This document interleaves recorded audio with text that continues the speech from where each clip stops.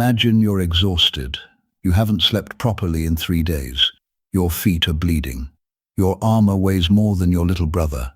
And somewhere out in the dark, an enemy army is waiting. You just need 5 minutes. Just close your eyes, just for a second. Your comrades will cover for you. No one will find out. But in the Roman legion, someone always finds out. And what happens next is not a slap on the wrist. It's not a demotion. It's not even prison. Your own brothers, the men you've eaten with, marched with, bled with, will beat you to death with their bare hands. How? The Roman army was the most dominant military force the ancient world had ever seen. For over 500 years, the legion conquered everything in its path: mountains, deserts, oceans, entire civilizations. But here's the thing most people don't understand. The Romans didn't win because they had better weapons. They didn't win because their generals were smarter.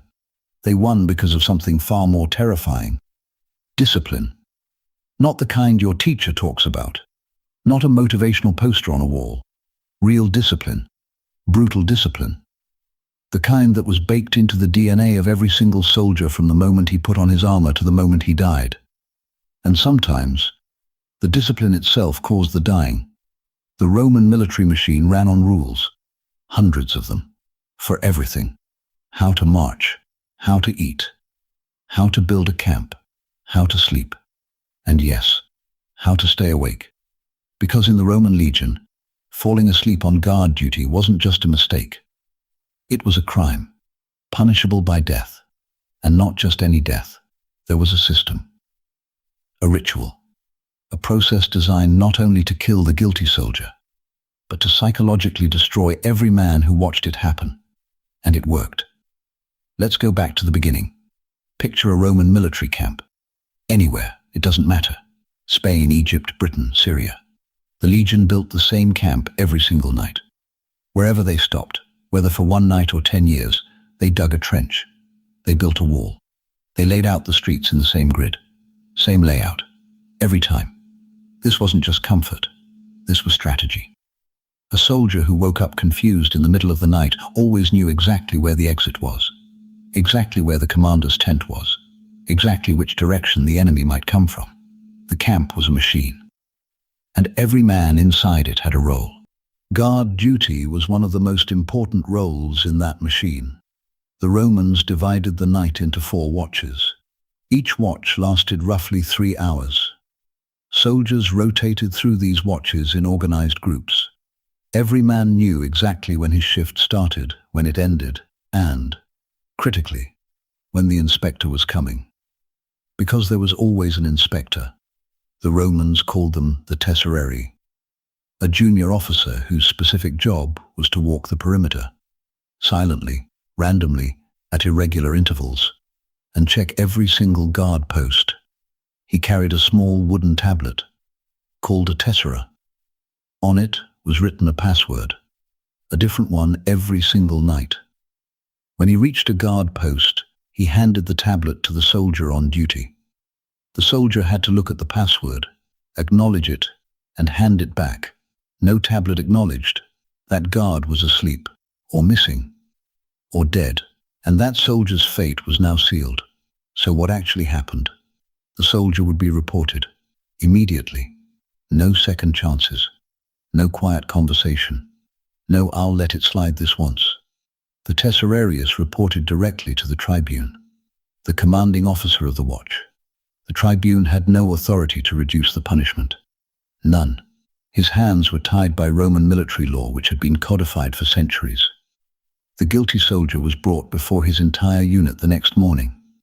Not quietly. Publicly. In front of every man he served with. The tribune announced the charge. The verdict was already decided. There was no trial. There was no appeal. The evidence was the missing acknowledgement on the tablet. And then came the moment. The tribune picked up a wooden staff, or sometimes a large stone, and struck the condemned soldier once, lightly, almost gently. This was the signal. And then every soldier in the unit descended on him. This was fustuarium. The beating. The cudgeling. the most feared punishment in the entire Roman military system. The condemned man was beaten by his own unit, his own tent mates, the men he'd shared a fire with the night before, and they didn't hold back. Because Roman law required that they didn't. Any man who appeared to go easy, who pulled his punch, who looked away, he could face his own punishment for showing weakness. Most men didn't survive it. Some did. But surviving fustuarium wasn't mercy. It was prolonged humiliation. A soldier who survived the beating was expelled from the legion. He was banned from Roman military camps. He couldn't return home and claim honor. He couldn't collect his pension. In Roman society, where military service was the foundation of citizenship and identity, to be expelled from the legion this way was a kind of social death that followed a man for the rest of his life. His family felt it too. His name was marked. His village knew. Now stop for a second, because I want you to really feel what this was like. You are 22 years old. You've been marching for 11 days straight, 20 miles a day, in full armor, carrying a pack that weighs 60 pounds. Your sandals have worn grooves into the bottoms of your feet. You've eaten nothing but hardtack, lard, and vinegar water for a week. It's your watch. 3 hours. The second watch of the night. Which means you've already been awake since before midnight. There's no moon. It's cold in a way that soaks into your bones. The wind sounds like something moving out there in the dark. You are so tired your eyes physically hurt, and you cannot close them. Not for a second. Not even for a breath too long. Because somewhere out there in the dark, moving silently, timing his route to catch you off guard, is the Tesserarius. And he is not your friend. This was the psychological architecture of Roman discipline. It wasn't just the punishment that kept men awake. It was the uncertainty. The inspector could come at any minute, or in an hour. You never knew. And that uncertainty was more powerful than exhaustion, more powerful than cold, more powerful than fear. The Romans understood something about human psychology that modern militaries still use today. Unpredictable enforcement is more effective than predictable enforcement. If you know exactly when the inspector comes, you stay awake for those moments and sleep in between. But if he could come at any second, you can never fully relax. Your brain stays on alert, whether you want it to or not. This wasn't cruelty for its own sake. This was engineering. But let's talk about the stakes. Because it wasn't just one man's life that hung on those 3 hours of guard duty. A Roman military camp at night was protecting anywhere from 4,000 to 6,000 men, all of them asleep. All of them trusting that the guards on the perimeter were watching. Because in the darkness beyond those walls, enemy scouts were probing for weakness. Enemy generals were planning dawn attacks. Enemy raiders were looking for a gap. One sleeping guard created a gap. There are historical accounts, from multiple campaigns, of Roman camps being breached in exactly this way. Not through brilliant enemy tactics, not through superior numbers, through one man who fell asleep. And in those moments, the consequences weren't just personal, they were catastrophic. Men were slaughtered in their sleep. Generals lost campaigns they should have won. Emperors were embarrassed on the world stage. The Romans weren't executing sleeping soldiers because they were cruel.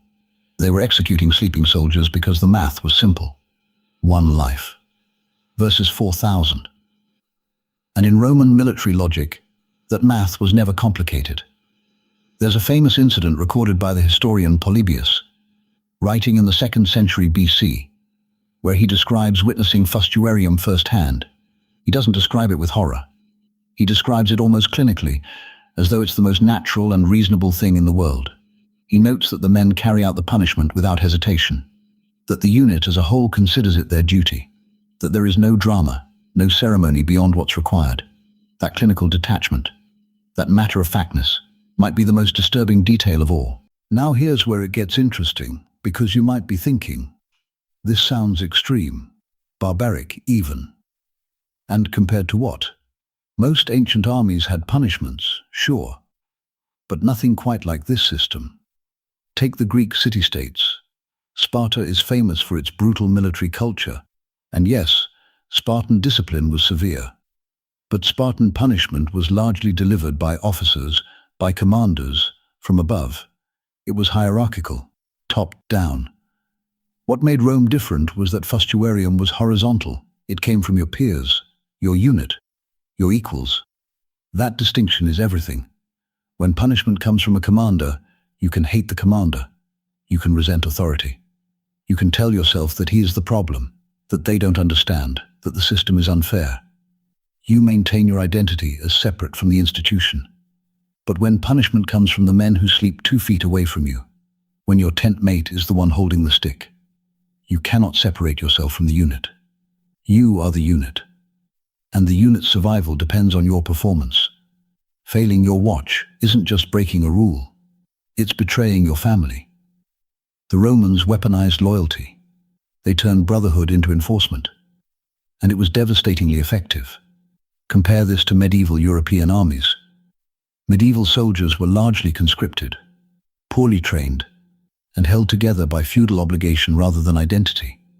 Punishment for sleeping on duty in a medieval army might be a flogging, a fine, or, in extreme cases, hanging. But there was no equivalent system, no psychological architecture, no mechanism that made the entire unit complicit in the enforcement. This is why the Roman legion lasted for centuries, and why it conquered the world. So let's bring it all together. What happened to a Roman soldier who fell asleep on guard duty? He was caught by an inspector who moved unpredictably through the night. He was reported without mercy. He was condemned publicly in front of his entire unit. He was beaten, not by strangers, not by guards, not by the state, but by the men he trusted most. And he almost certainly died. But here's the real answer, the deeper answer.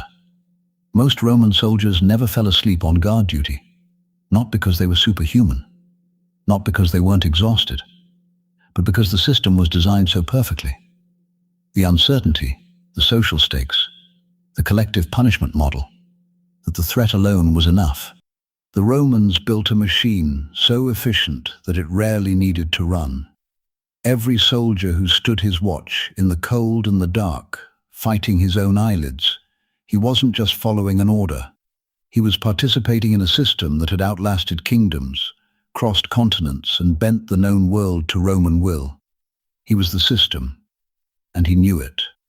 That's what separates the Roman legion from every other army of its time. Not the weapons, not the tactics, the psychology. The Romans understood that an army is only as strong as its weakest moment, and they engineered a culture where weakness, true, catastrophic weakness, was almost impossible because the cost was too personal, too immediate, too human. Here's the question I want you to sit with. We talk about discipline like it's a personal choice, something you build quietly on your own through habits and willpower. But the Romans built discipline into the structure itself, into the relationships, into the social cost of failure. So here's what I want you to think about and drop in the comments below. Is extreme collective punishment ever truly just? Or does it cross a line, even when it works? Because the Romans clearly believed it worked. History clearly agrees. But something about it still feels deeply uncomfortable. And I think that discomfort is worth exploring.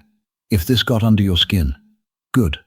Because next time, we're going inside the Roman punishment that made fustuarium look almost kind. Decimation, where the legion itself was forced to execute one in every 10 of its own men, completely at random, innocent or guilty, hero or coward. You don't want to miss that one.